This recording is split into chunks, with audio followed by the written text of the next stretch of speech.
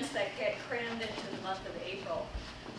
So I have the sort of sad privilege of announcing the last Social Science and Policy Forum event of the year, and it seems like it may also be the last Social Science and Policy Forum event ever. So for those of you who have been regulars in this forum, I really want to say a huge thank you for that, for helping to make this a really successful program while it's lasted. Unfortunately, as Tom prepares to leave Penn for NYU, the administration support for the program has kind of left with him, sadly. So we'll see. You know, there's some possibility that there may be more events next year, but there are no guarantees at this point. So for this last event, this is actually co-sponsored by the Penn Temple European Studies Colloquium and the Social Science and Policy Forum. So in my capacity as somebody who's closely involved with both of those, I am delighted to welcome here today Chiara Saraceno. I first met Chiara when I was doing my dissertation research in Italy a whole lot longer ago than I had cared to really reflect on all that deeply. She was a very welcoming presence when I came to Torino. I consulted with her because she is really Italy's foremost expert in family policy, and has a wide international profile as well, partly because she was one of the first scholars in Italy who worked in this area, who had an excellent command of English and was really able to communicate fluently with international audiences. She was subsequent to becoming a professor in the sociology department at the University of Torino, she was also invited to serve on two important Italian government commissions investigating poverty in Italy. And I think those were also sort of launching pads to a wider international recognition of her amazing talents. So in addition to being an expert on family policy, Professor Saraceno is also really one of the foremost experts on poverty in Europe, and with a particular focus on Southern Europe. So that's what she's going to be talking to us about today, and I very much look forward to it.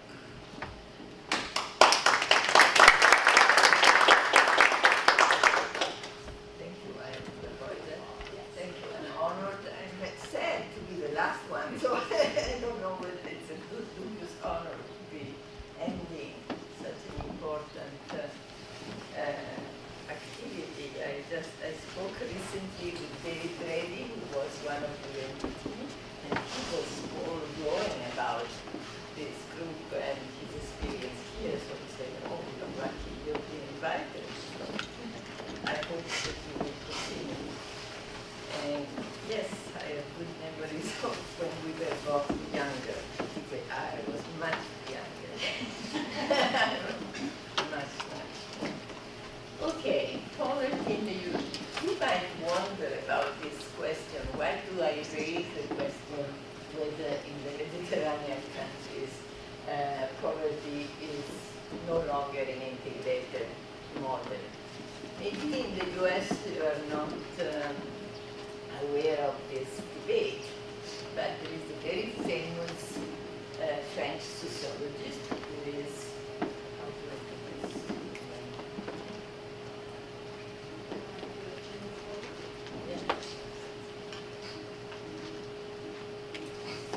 Yeah. Oh, you don't use it. Ah, it's not. Oh, I see. Oh, sorry. Okay, look at this. Okay. Okay, so Serge Bougan, who is a French sociologist, and he is one of the big experts on poverty in general. And he wrote a few years ago, and now there is a new edition of the book with the title, The Elementary Forms of Poverty. His idea, which is based actually on Zimmer's approach to poverty, is that poverty should not be looked at only in terms of counting the poor or having some kind of statistical approach and also to some degree, quote unquote, merely objective. So somebody defines what poverty is, where is the threshold, and then we say how many are the poor, and then we compare countries on the basis of the incidence of the poor or maybe of the intensity of poverty. What he says is that poverty is a social construct. You can go also too far on that, but anyway, it's a social construct, meaning that it is the outcome of an interaction between how a society is organized in economic terms, in the case of inequality, but also in the way it addresses or it acknowledges poverty and the poor, and in some cases also developed policies. So, for instance, Zimmer wrote that the poor, rather than existing out there, the poor are defined by the policies which address them. So that is where programs come from. I am always a bit ambivalent. I like this approach. I am a bit ambivalent because it's one way of saying that maybe poverty is always in the eyes of the beholder, which is always just a matter of perception. But there is a very important content in this. That is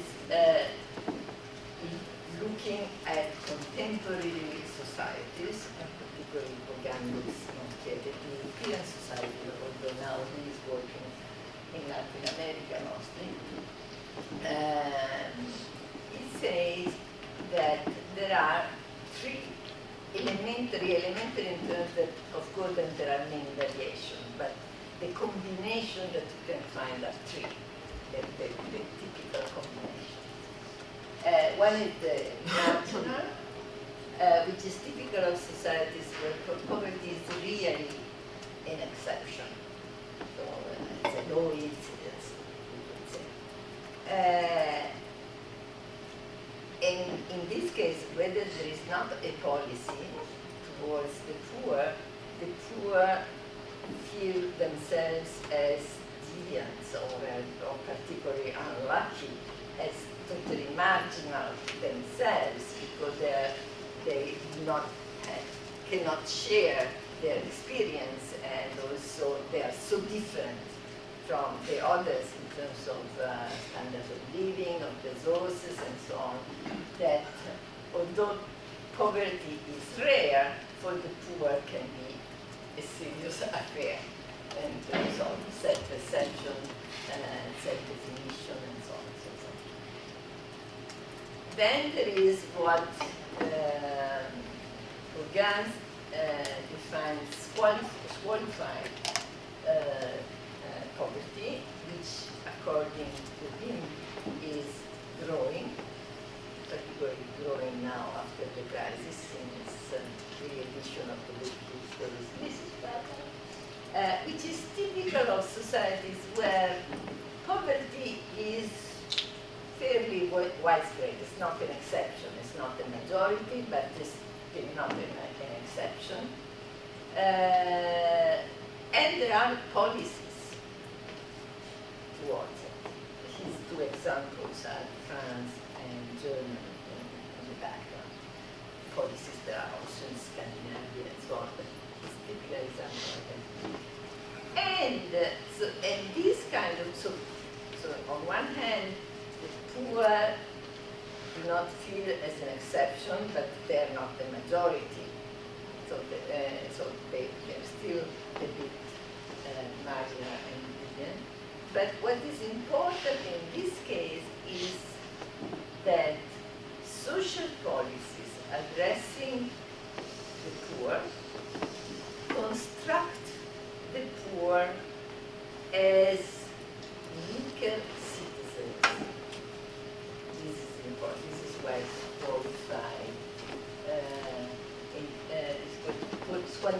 integration that the word uses.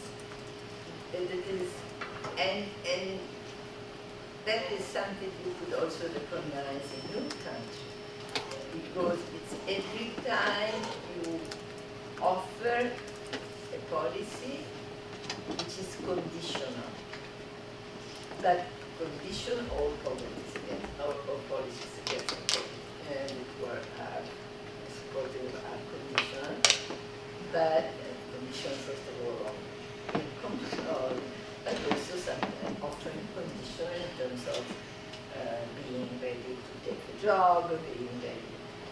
But conditionality is often a way to tell the poor what they should be doing, rather than helping them understand what they are able or what we aim to do. So conditionality is often a one-way thing. So the social system tells you what you have to do. And we see often now in many policies in Europe, and from what I know of the United States, also in the United States, in which you have to take any job, whatever are your skills, for instance.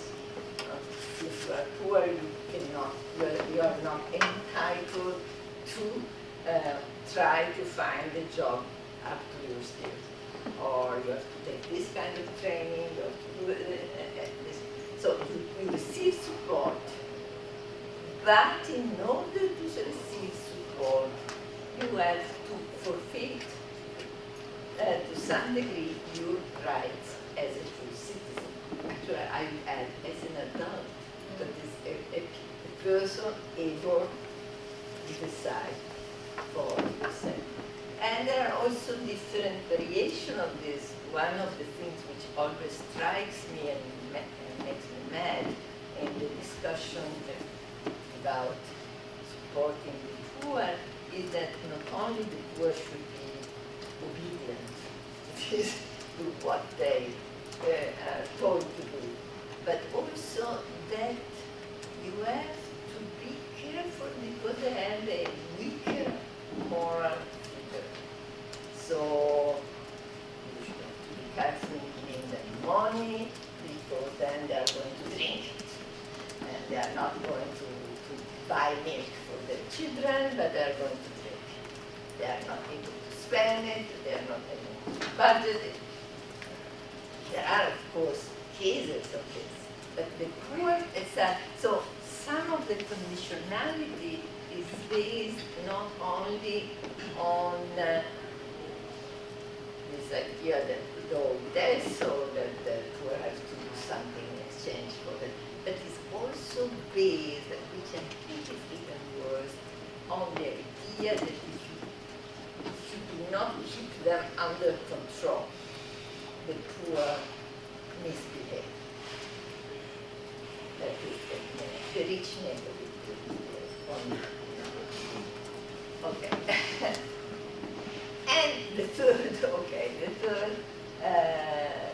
elementary form, which was originally developed by Hogan, and he now thinks that is not disappearing, in fact, is integrated, which is what I was talking about, integrated kind of poverty. Why is it integrated? Well, it is typical of the poor countries, not outside the developed countries, but most of the people are poor, so do not feel particularly odd or unlucky or deviant or that is your fate, this is what happened to you, but you are not responsible. You are not made to feel responsible for your poverty. Okay? And also, which means that you are not, poverty does not go together with social exclusion, with marginality, at least at the local level, and so on. Okay, that is typical of the poor country, but it's typical also of countries which are not poor by OECD standards, and either by G7 and G8 understand that Italy after all was, I don't know whether it still is, but was one of the G8 countries. But if it is not a widespread phenomenon at the national level, it is a very widespread phenomenon at specific local level. So poverty is also geographically concerned, which means that the poor are not isolated, often belong to communities which are poor, or families which are poor. And indeed, when there is integrated poverty, often there is no or very little support, public support, but there is a lot of informal or family or communitarian support for the poor, a lot. That's what they can do, but it is shared, and particularly there is not marginality. Okay, so that is the idea.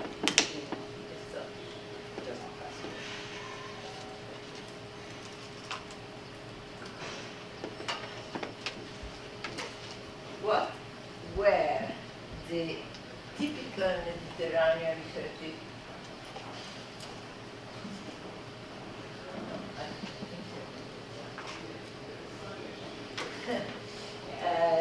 The typical Mediterranean characteristics. No, first of all, what are the Mediterranean countries? Mediterranean countries, European. Actually, there is a larger definition of the Mediterranean countries because after all, the Mediterranean has two borders, two or three, so Turkey or North Africa, part of the Mediterranean as well. But here I'm speaking of the European Mediterranean countries, which if you know a bit of the welfare state literature, are usually lumped together in the Latin game, in the bad students and the backward ones, whatever typology you find, you find at the bottom. And okay, so it's Italy, Spain, Portugal, and Greece. These are the countries I'm talking about. Interestingly, France, which after all is a Mediterranean country, is never put into a sea. It's not defined as a Mediterranean. Okay, so they share, there is a reason why they are put together, and France is not put together in this league, because they have developed democracy later, with internal differentiation between Italy and the first one. Democracy just right after World War I. France and Portugal, France and Spain and Portugal much later, and Greece. Later than Portugal, but certainly later than Spain. So but they all had a history of dictatorship at the beginning of the modern era, which has to do with, which is important in terms of the state, how the state is conceptualized, of the so the political divides and so on.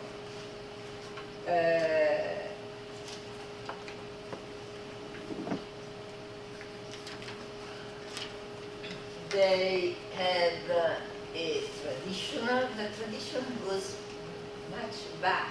There is an historical demographer called Rare, which traces the characteristics of the Italian family and kinship much, much later. So irrespective of the fact that in some countries or in some let's say, classes, the nuclear versus the extended family, it's not true that or everywhere in Italy there was the typical extended family. That is not. Even within a nuclear household pattern in terms of how the household formed, there has been always a very intense relationship within close kin. So the kin network is very important. You can see it also from a residential point of view. So that is that when we speak of a strong family network, we are not meaning only the household, but we are meaning those kinship. And that is quite common across all these countries. Also in France to some degree, but not as much. And on the basis of this, large part of civil legislation, even in the democratic era, has taken as given this family solidarity, both implicitly, that is not providing because of for the younger, there is the family, so you are suspecting that there is some family behind, and you are unlucky if you don't have the family behind. But also in terms of positive, that is explicit legislation, in all these countries, you have in the civil code a very broad definition of what is obliged kin. You know what I mean by that? Those who are expected to support, financially support somebody in the case of need. Parents who are children, parents, grandparents who are children, uncle and aunts who are parents. Okay, so you find these also in other countries like in Germany, in France, even in the Netherlands, with reluctant, a lot of surprise of the Dutch when I show that. but in the Mediterranean, it's more expensive, but the range of kinship involved is larger, and the obligation lasts longer. Italy is the place where they last longest, from what I know. There is a comparatively high men's unemployment rate, even before the crisis, and low women's activity rate.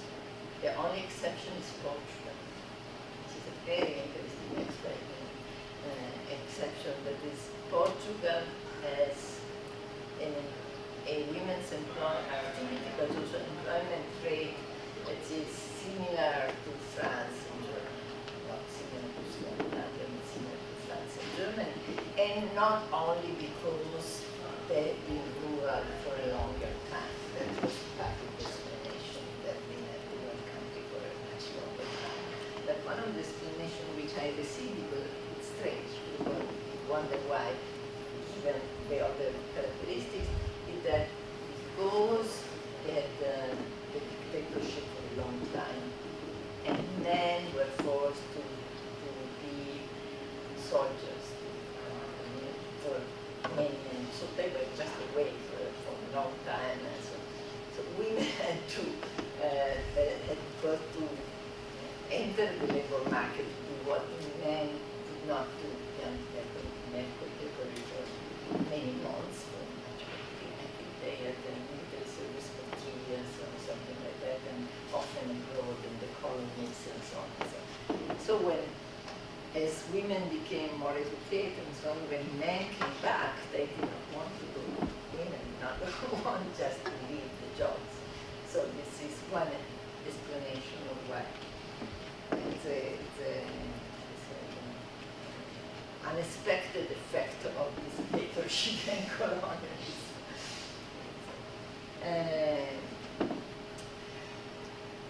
The large informal economy sector is very important, which is one of the reasons why it's always difficult in these countries to argue in favor of supporting the poor because the idea that the poor are not only morally weaker, but that they're cheaters, which always also in the States you have this idea that the poor cheat.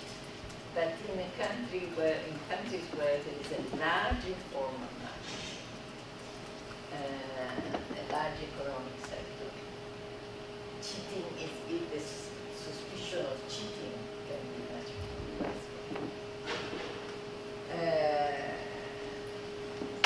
Okay, a high incidence of poverty compared to the average EU 15, and we can do 15 after the enlargement to the former Eastern European countries, the hierarchy has changed a lot. Already in the 90s, Greece, together with Portugal, were the two poorest countries in the Luxembourg region, which is Greece and Portugal were the poorest, and followed by Spain.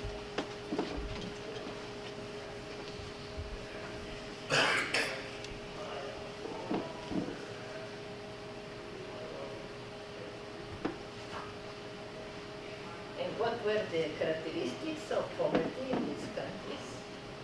Let me say that it was quite widespread. But it is, first of all, it was and still is mostly on household basis.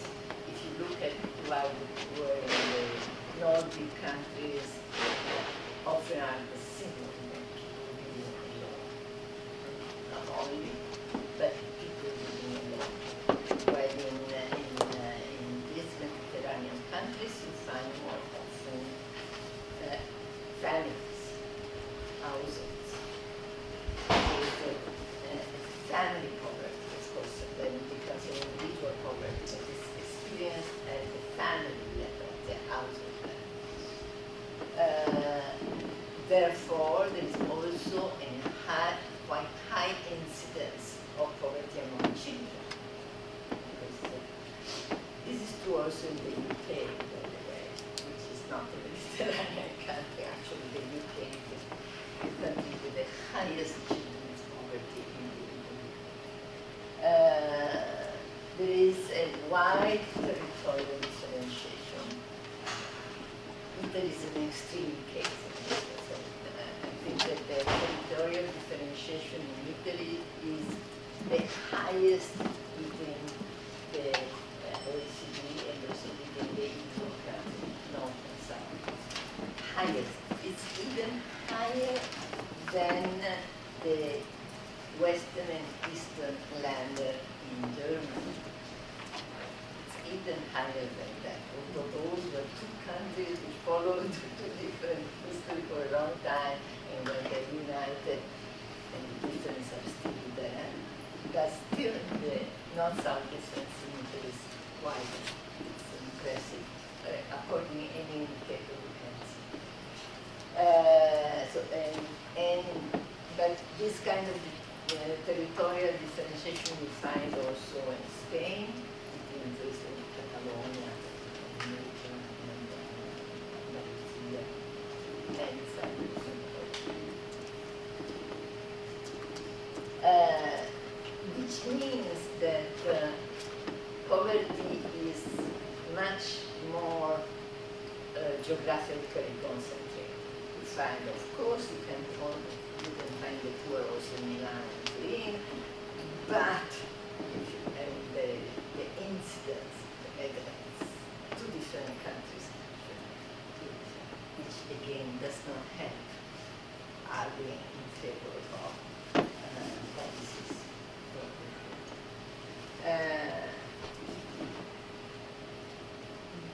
And these are characteristics of the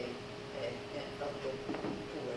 But if we look at policies, we also see that there is a very little redistributive capacity of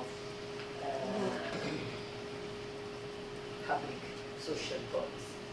Because poverty is little corrected by the tax system, by the pension system, by the family policies, and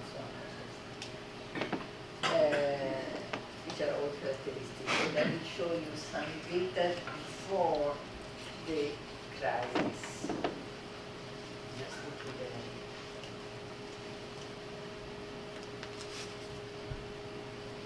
So, to see the capacity of redistribution.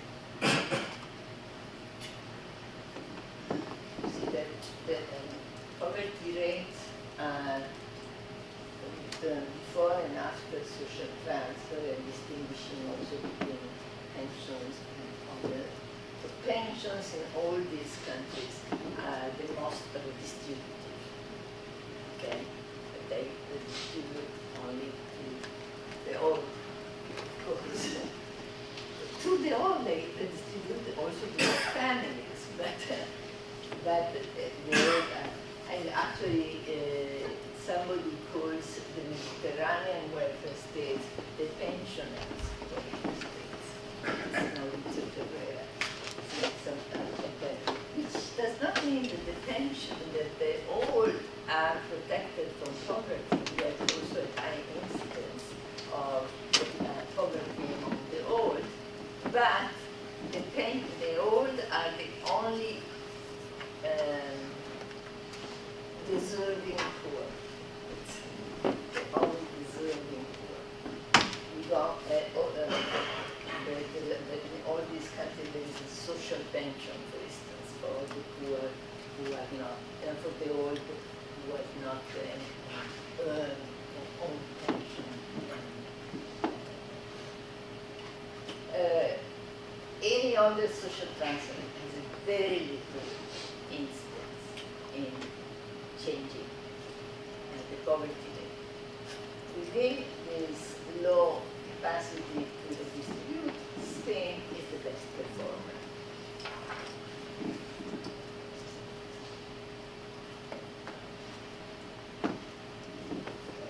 This one shows you something, measures the instance of the transmission. What happened with the crisis? It does not look like me. Okay, I will Just tell. describe it. This is taken by a study by Christopher Whelan, who is an Irish sociologist and economist who studies poverty and recently gave a talk in poverty. Okay, this is from 2007 and this is 2010, I think. Just given it. But there are all the Mediterranean countries plus Ireland. Okay, we go like this way. And I wish you could be looking at because it's clear. So the first histogram is, no, that's not, I was wrong. This is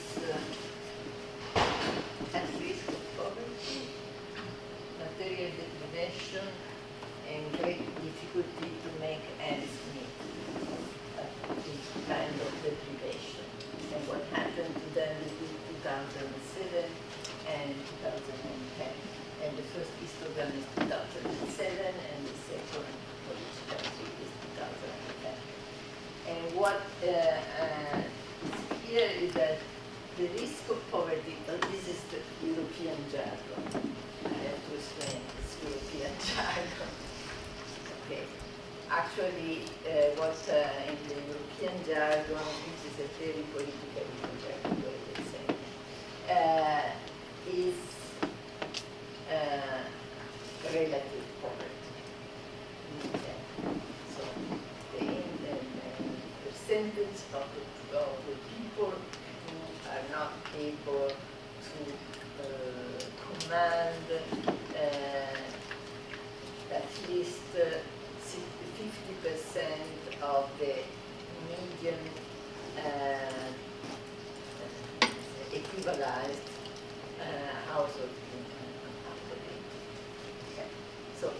it has increased a bit in some countries like Spain and of course Greece, but not so much. What has increased enormously in some countries is material deprivation. Actually, the Eurostat uses two categories, material deprivation and severe material deprivation. Here is only material deprivation, because you are materially deprived if you suffer of three deprivation out of a list of 9. If you suffer of 4 or more, then you are severely deprived.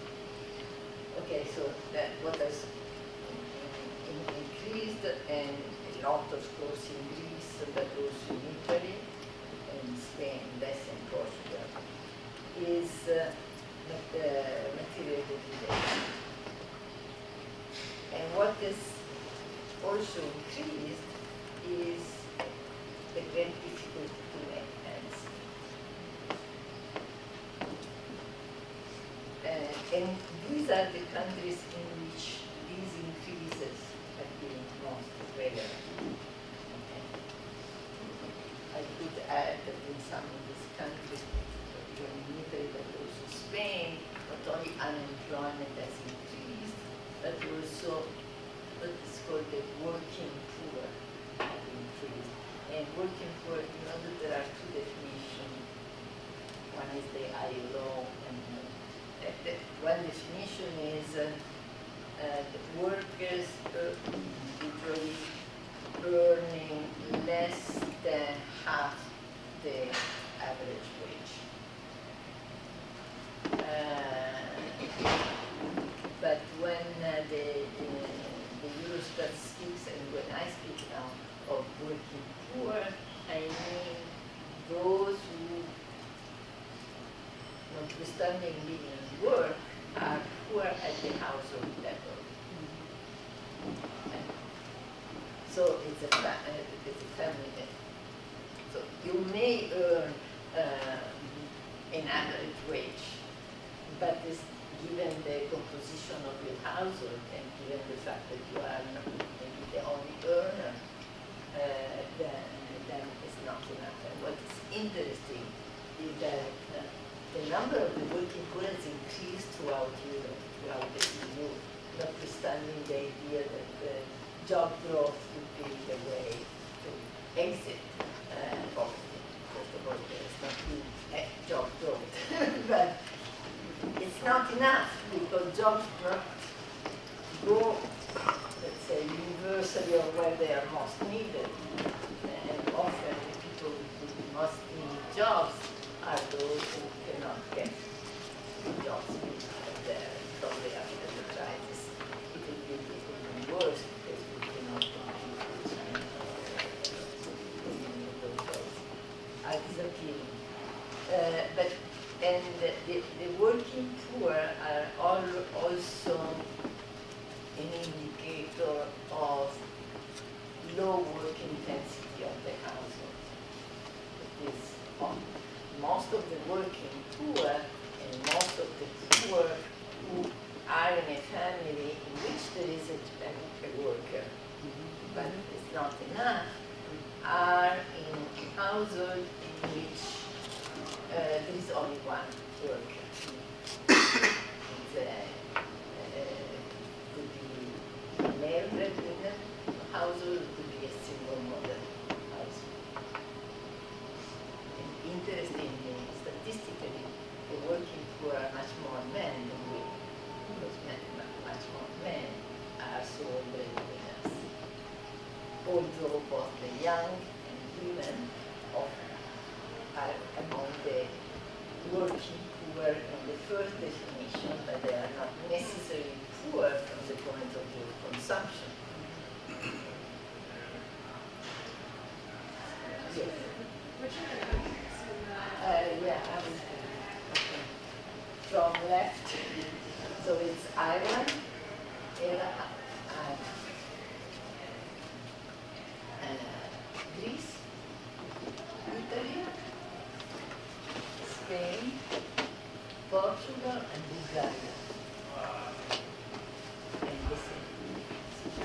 Of course,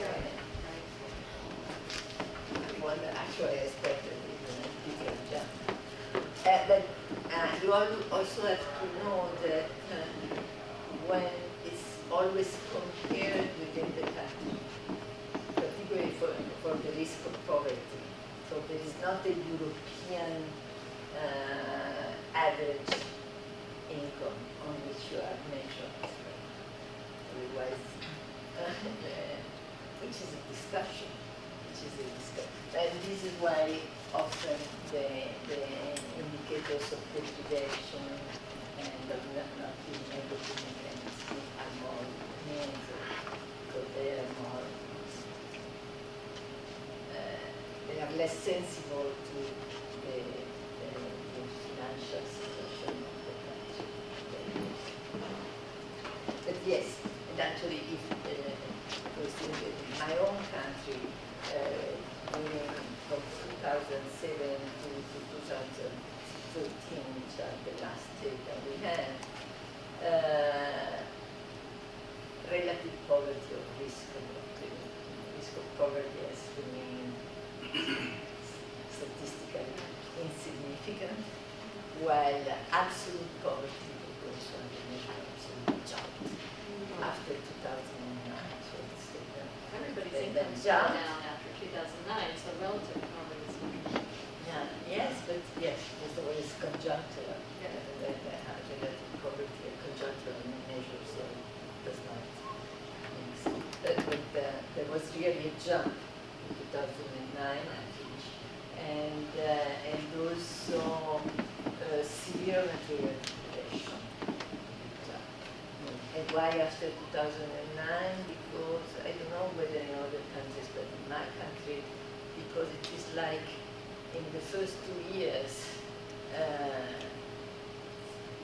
families spent their savings, they used their savings, if they had them, so they tried to keep the consumption level at the same level, and also the Social Security helped. But after 2009, in Italy and in other countries, there were cut also. There was a reduction also in Social Security and reductions. And at the same time, the economy did not pick up, and the savings were no longer there. So, and that explains why there was this huge drop. Because, okay, so My question was austerity programs in Italy, and are you subsidizing the working poor? no, we are not subsidizing the working poor, unfortunately. I would like to work, but we are not. And when did the austerity program come to this? No, but no, we have the austerity programs. And the austerity programs mean that you have to cut your expenditure. That is what, or this is how they have been translated, not only in my country, but other countries, but Ireland made a different decision. And Christopher Whelan showed very well how in Ireland it was better. It was a very endogenous crisis, the Irish one, very different from the other ones. But the policies there try to protect more the low income than the higher one. So they really, so you can see that everybody suffered, but the poor suffered less than which is not what happened in other countries. Okay, so I'm sorry for that. But, so, as I was saying, the Mediterranean countries have been among those where the working, not only the unemployed have grown, which is a problem, but also the working poor. Jobless household again is a European jargon, which means households in which none of the adults, of working age adults, has a job or works for more than 30% of its potential. So I did no job, so that is a very good situation. And this happened particularly in Greece, of course, and Spain and Portugal, together with some of the Eastern European countries. But there are also those where inward poverty has increased most, together with Poland, not with Romania. Romania is almost worse than Greece. And the increase in work poverty is due not only to low wages, yes, of course, if you have a high wages, even if it's but not lowest low wages, let's say, not because there are so many who are paid below the minimum, but to, on one hand, to lower household work intensity. I told you that these are the countries where women's employment rate is lower. And also to not generous and not universal family benefits. Because one of the reasons why a household can become poor, even if it earns an adequate wage, is the cost of children. The cost of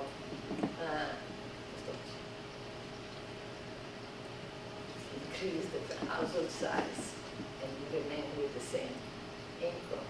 That's a problem. And this is one reason, for example, France is one of the most generous in this field. It's interesting to see that a household with underage children in France are not the most likely to become poor.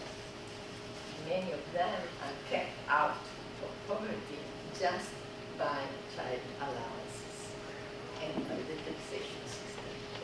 The working together of child allowances and taxation system keeps many households with children, numerous children out of poverty.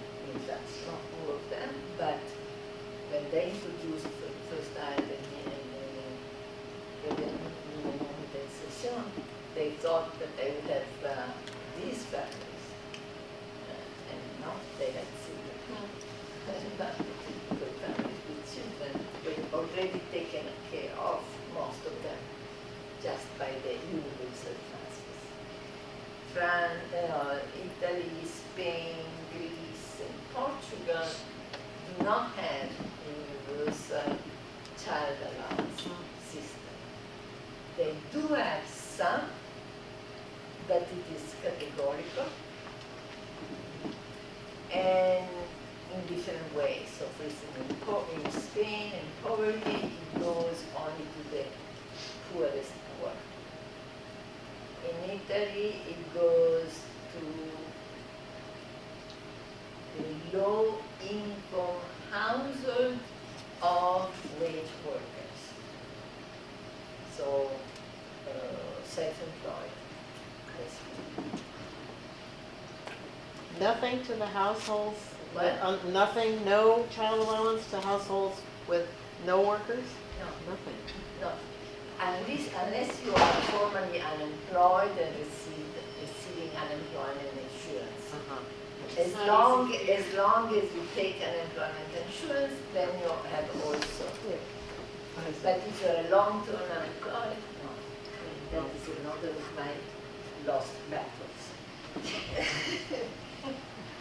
Okay. Okay. Okay.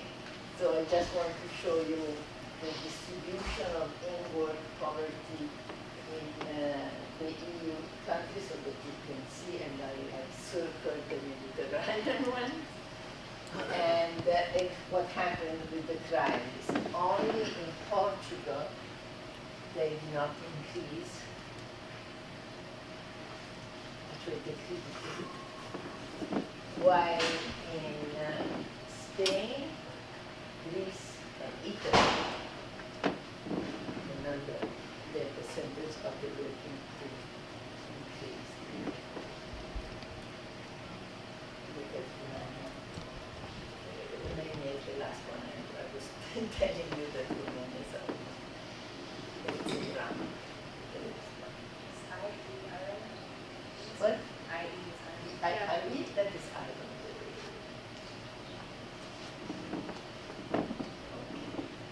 So those are the countries in which we met.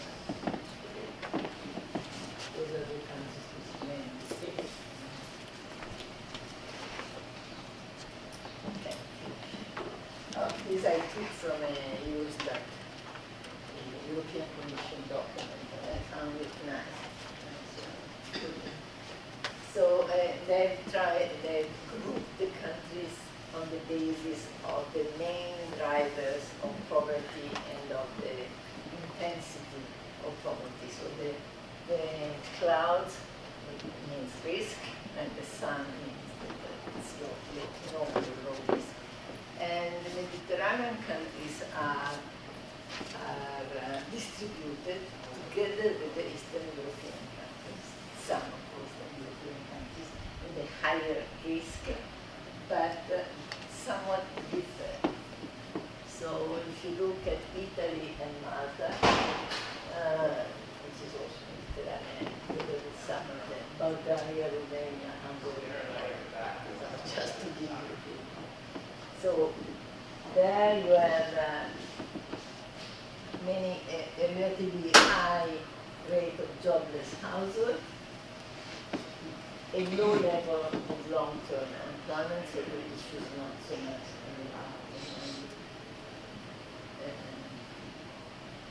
the impact of social transfers, as I said before, is very low.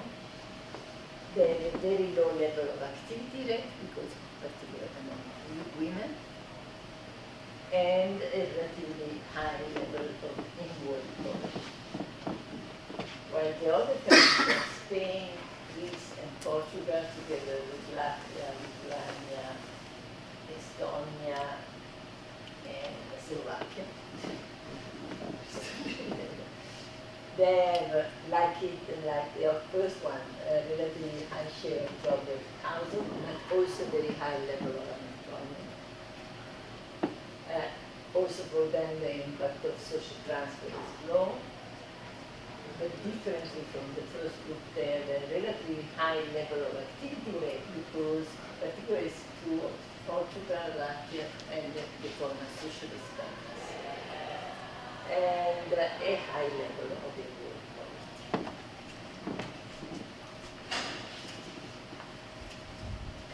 Finishing.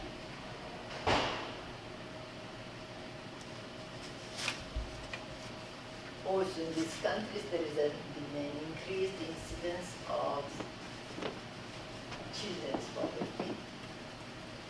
In many EU countries, children's poverty rates are higher than adult poverty rates. And this is explained by the fact that particularly households with 3 or more children are poor, and therefore there are fewer adults than children. But in Italy, jumps from 29% to 34%. Now we have 1.5 million children living in absolute poverty, not relative, absolute poverty. In Greece, 35%, in Spain, 40%. And only in Portugal, there has been a slight decrease. Portugal is really continues to be an outlier. So I go back to my original question. So can we still speak of an integrated poverty in Italy, or is qualified poverty without social assistance, which is my tentative answer. So it is true, solidarity of the family persists. It's what we call forced solidarity. If you do not have a family, you are really badly off. But public support to family are still lacking, and families have increasingly difficulty in redistributing. I just saw recent data on Naples. And if you look at the area of so-called integrated poverty, it was the South, not certainly Lombardy or Piedmont, it was the South. It's true, in many of these poor families, they live with a pension, or live with nothing in the bed. But, and the families are increasingly under stress, while at the same time,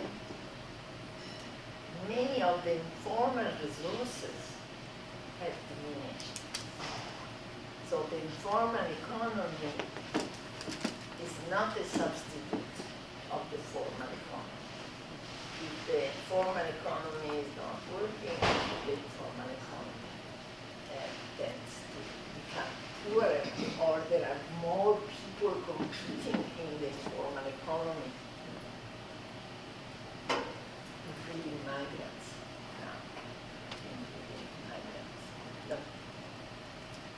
Although migrants who come to Italy tend not only to go to Germany, but at least to go to the north, because they hope to have that many. Now there are data which show that they're going back to the south because they hope to find a niche in the informal economy before the formal economy goes down. But the informal economy becomes even not only for in the case of the informal economy, organized informally, but there is still a big sector of the informal economy which is highly formalized, which is gray or black jobs which are done for enterprises in the north, so in the shoe industry, in the leather industry, and so on. So it's not that people say, oh, now I put up a small workshop and do something. No, they are working there. They are sweatshops of industries in the north. But now in China, Poland, so they are competing. I mean, they can be paid even less without the risk of being caught. So there is also this kind of competition. So the informal economy is becoming poorer, and something which can be also positive development. It is people become more individualized. So globalization means that you look at television and you want the consumption or you want the life that you see not in America but that you see in your town, and therefore the idea that we are all the same, we are all poor the same. If it worked, I always had discussion with Gauguin about the fact that the southern poor in Italy were poor but happy. I always wondered whether they were so happy as he thought. But certainly now, I mean, it's a bit different. Globalization works not only for the Albanian or the Moroccan who see television and they say want to come there. It works also for people within Italy and find themselves not having the same rights and standard of living as the average. So the resources for integration model of integration of dimension without there being really policies. There are that is true much more of Italy and part of Greece, not in Portugal and Spain. It is in Portugal. Portugal has been the first country to introduce a minimum income for the poor. And now 93, 94, I don't remember, after the passing of the EU recommendation towards this end. So they introduced it. They introduced it at such a low level that it takes only the worst off. But still they introduced it. Chapeau. Spain did not introduce it. Spain is a complicated country, as you might know, because Spain, in the two richest and also more self-identified autonomy, that is in the Basque Country and in Catalonia, they do have, since it's when I did a study on them, it was in the 80s, they do have a regional minimum income for the poor. In the other, and they are different to me, but they do have it. In the other autonomia, that's called the autonomous regions, they don't. But before the crisis, a law was passed, it was called the framework law, saying that all the regions should introduce something on this, but it was left to them what to do. And so some kind of virtuous competition started, but then the crisis came, and therefore they remained midway. Italy and Greece are the two countries within the European Union where no minimum income for the poor exists. For example, the Eastern European countries which did not have anything like that, it was part of the negotiation to enter the European Union, but they introduced and the paying for it and they but still they have something numerically similar. Italy and Greece are the two only countries.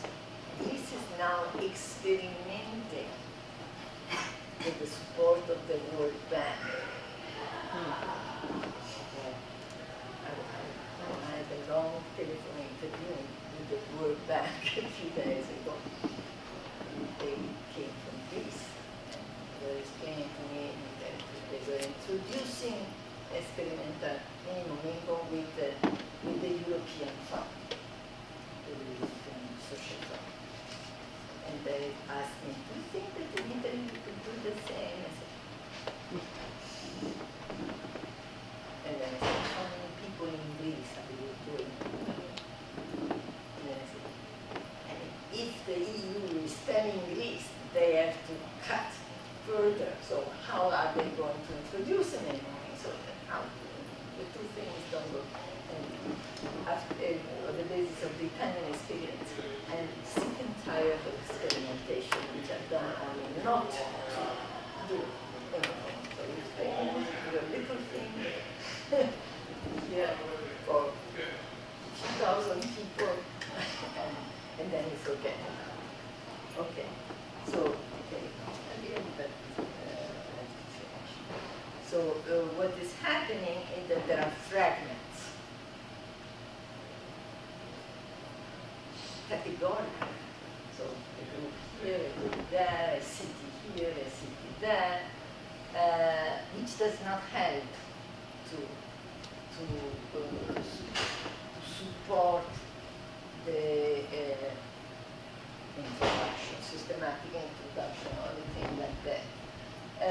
But what is interesting and really, and this is why I speak of disqualified poverty without social support, is that all the European and US jargon concerning the poor is taken up. So So we do not need, we should not only we do not need and we cannot because we do not have the financial need, but we should not introduce any minimum income support for the poor because they cheat, because they are weak, because they should be working, which is maybe, but the problem is the jobs are not there. I mean, it is as if it were an issue of offer and not of demand. Even if all the poor were ready to enter the labor market, which is not always, it must be too poor and sometimes they cannot. But even if, the problem is that there are not jobs out there for them. There are not jobs, not even for those who are more qualified and really want and so on. And therefore, but all the jargon is there. Welfare, work. Now there is to work without welfare. Actually, that is. But there are activation without the support towards that activation. And so there is all this rhetoric without even the qualifying point. So there is disqualification without policy, which is the worst of all the world. That's it. Thank you very much. So we have about 20 minutes for questions. Would you like to field your own questions? That way I can raise my hand. I take it back. And the chair. We'll make you do your own work around here. There's no welfare work here, it's just work. So my question for you is, why, and maybe you can draw here on your experience in Italy, so why has this European jargon about welfare work and activation been so dominant, and why has there not been sort of a counter narrative within Italy? Does it have to do with sort of the people who are in key policy-making positions? Does it have to do with the media reporting on the issues? Or what are the forces that push in the direction of the maintenance of this EU jargon in the face of a reality that actually does not conform to it at all? Should I collect? Yeah, go ahead and collect some. So I had two questions. The first, so we mostly talked about welfare policy, but I'm wondering about the role that labor market policy plays as well. So the case I'm more familiar here with is Spain, and it seemed like there's a huge debate around labor market reform because of this reliance on a single earner. And so on the one hand, Spanish labor law is quite rigid, but on the other hand, if you at least have one person in the household with a contract, now you're going to be okay. So there's enormous resistance to reform. So I'm just wondering to what extent across the Mediterranean countries that labor law is also, or labor policy is part of the story. And the other question is that you mentioned immigration, but I'm wondering about the role of immigration. So, for example, Ireland was one of those countries that didn't have this decline amongst young people, but Ireland has enormous outlets for young people to work. They can work in the UK, they speak the language. Irish young people have the right to work in Australia. So I'm just wondering for some of these other countries what role does willingness and opportunity to emigrate play in shifting poverty.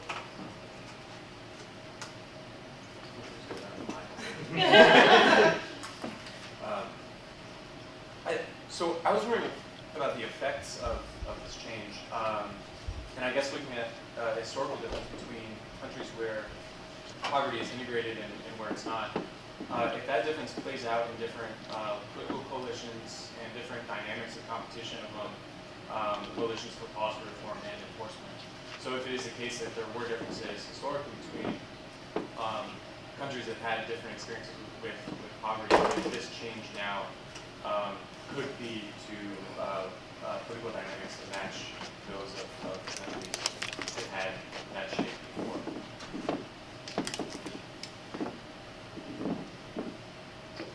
you were speaking about, the large informal sector, which leads to societal suspicion against welfare fraud, etc. But I was wondering whether the large informal sector would also have some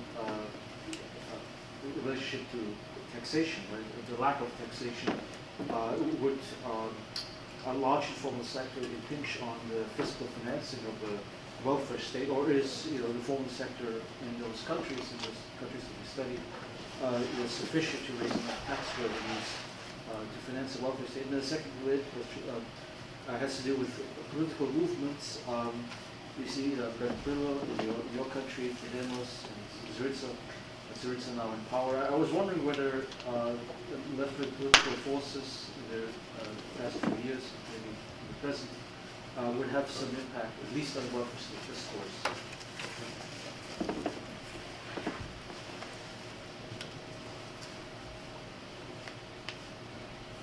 I was going to ask you, is there any activity, particularly in Italy right now, from the Italian autonomous Marxist thinkers, scholars?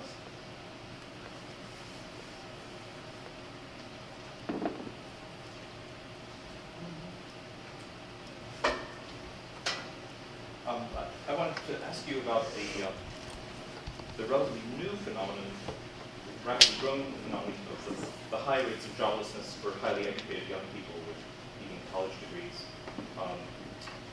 And then I also wanted to ask you about changes in this concept of welfare society, right? This idea that Portugal was one of the people who coined this term. Some people argued you didn't need welfare states because you had a welfare society, the family networks were so strong, right? But isn't it the case that family structure is now really quite different than the strength of those bonds with not only uncles, but second uncles, and family size has diminished a lot. So if that was true at one point, isn't it certainly much less true today? And then also the argument, digging into the Portuguese literature, Ana Wall showed that family solidarity was higher, extended family solidarity was higher amongst high-income families, right? For the simple reason that high-income families have more resources, right? And so, so if you are poor, so I guess I'd just like to hear your thoughts on, was this to some extent of fiction, right? That very poor families, even when you had strong extended families, if these were poor families, geographically concentrated areas, there was very little that they could do, even if they wanted to. It's like a state austerity program. Where people get an opportunity to go on an austerity program.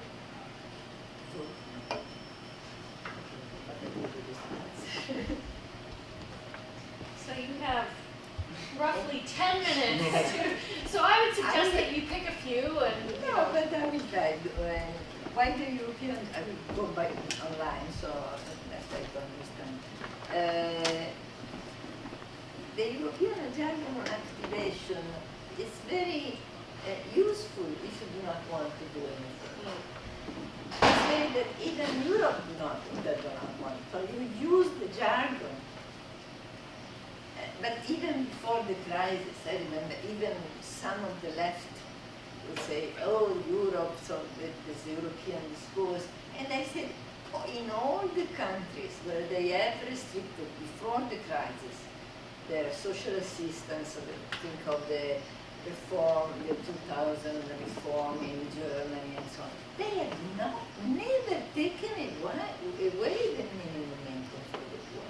They may have restricted the requirements, sometimes they have improved the services, so in order because it's true that it's not enough to give money, sometimes it is enough, sometimes it's not, and you have to give something more, and so on. So in none of the countries which has theorized the welfare to work and the activation issue, in none of these countries, they support the minimum income support for the poor has been taken away.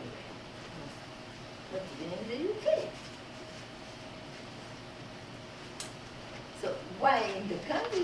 it was still not introduced because it's been taken as an excuse not to do it, not to do it. Say, oh, you see, they are criticizing it, so we are not going to do it. Labor market reform. I just mentioned that all the policies, but not only in Italy, at the European level, all the austerity policies are all on the offer side, as if you restrict the rights or change whatever, so or if you intervene on the offer, then the demand will grow. Which has to be demonstrated is not true. And actually there is already a failure of this we see it in the Lisbon target. The Lisbon target before the crisis was to achieve 80% of employment rate among men by 2010 and 70% among women. Okay, there was some increase of employment, some, but with no increase of a decrease in poverty. Actually, in some of the Nordic countries, poverty started to increase. Only in some of the Eastern European countries, poverty decreased in that period. But now, the debate also among some economists, some more sensible economists, is that all the holiday or the policies in the labor market and all the discourses on the labor market concern the offer and not the demand.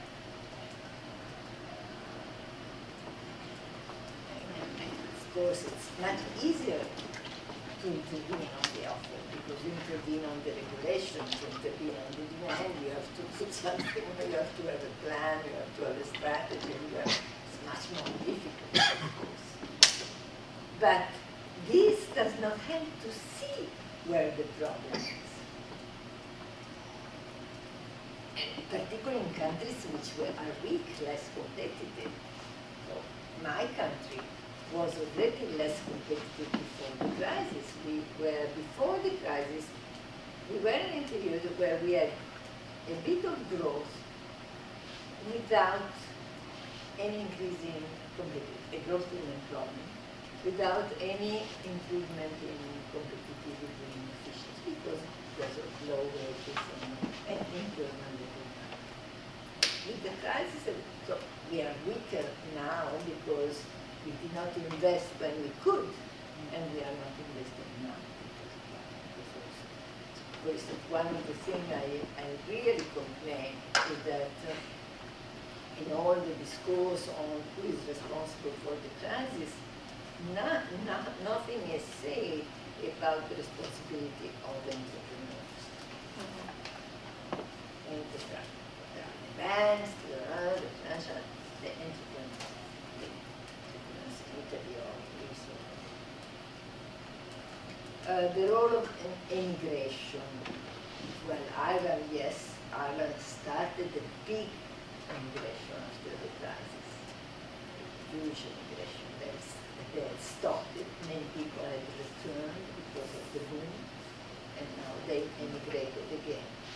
But actually, there is it's called the intellectual immigration also from Italy. So now we are having the numbers compared to the immigration, legal, illegal, whatever, people just coming on our shores. There is no balance whatsoever. But what is interesting is that now we have a very qualified immigration, very highly skilled immigration. We are interrogating it. Okay, people I am all in favor of circulation of people, but we are receiving low qualified people and sending out highly qualified people. Yes.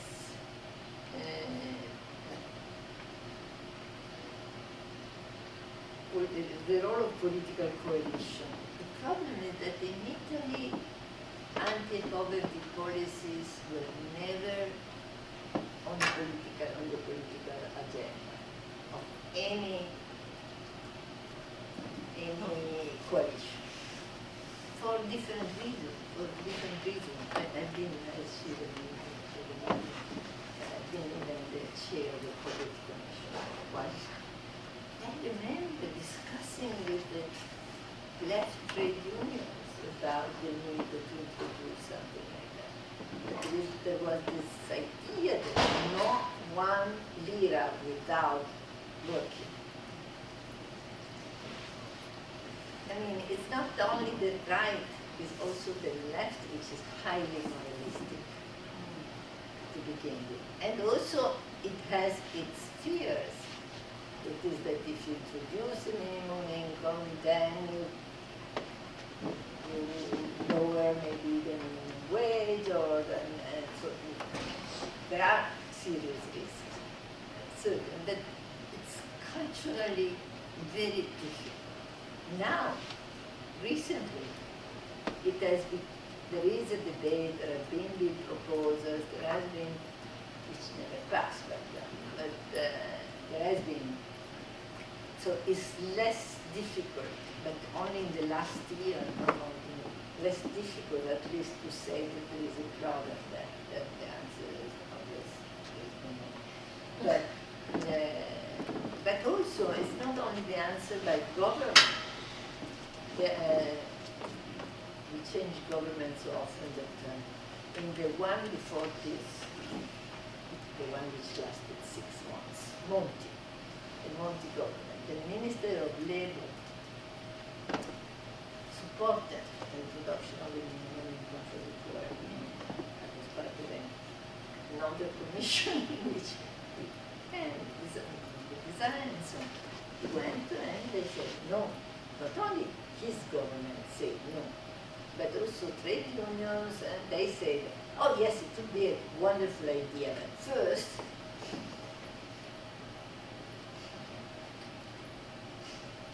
and of course, if the money is scarce, and what makes me not only angry, but resistant to all the new categorical measures, including this government.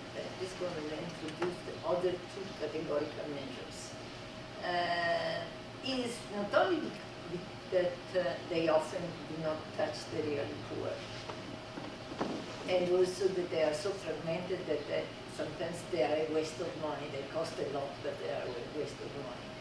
But it's also that if you create a new category, then it's becomes even more difficult to reform the system, because each category says, oh yes, let's reform the system, but do not touch my thing. So what you have to do is to reform the system in a universal framework. Otherwise, if you do this and then that and then that, nothing is left, and then you have to somebody says, I'm entitled, vested right, vested interest. In the Italian jargon, it's called vested right. Diritti acquisiti, the right, vested right.